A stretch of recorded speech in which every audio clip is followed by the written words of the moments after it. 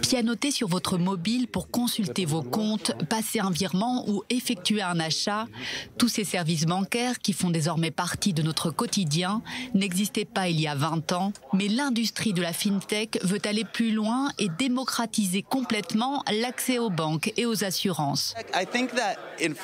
Dans l'univers de la finance, dans le monde entier, pas seulement en Israël, on doit composer avec une lourde réglementation. Mais même dans le cadre de cette réglementation, grâce à la FinTech, on peut donner l'impression à l'utilisateur final que c'est simple de traiter avec les banques.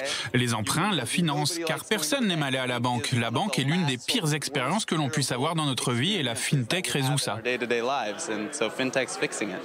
Tel Aviv n'est que la 18e place de FinTech au monde, loin derrière la baie de San Francisco, Londres, New York ou Singapour.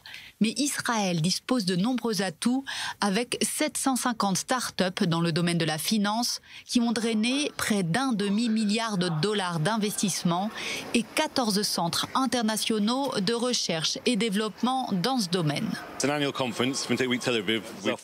notre 4e conférence. C'est une rencontre des écosystèmes. Les acteurs de la FinTech viennent du monde entier pour découvrir l'innovation israélienne, pour créer des partenariats et signer des contrats avec les entreprises israéliennes. Notre pays est connu pour sa technologie et ses startups.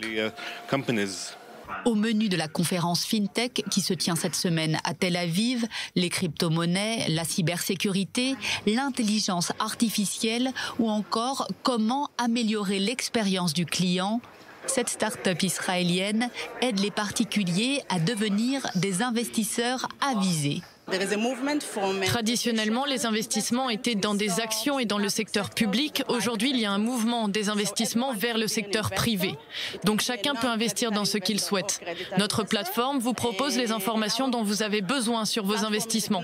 Nous proposons plus de 2000 critères de recherche différents grâce à notre intelligence artificielle unique qui peut rassembler toute l'information pertinente, la filtrer et la présenter de manière simple et compréhensible. Israël a assoupli récemment sa réglementation pour favoriser la concurrence dans le secteur bancaire et faire baisser les tarifs.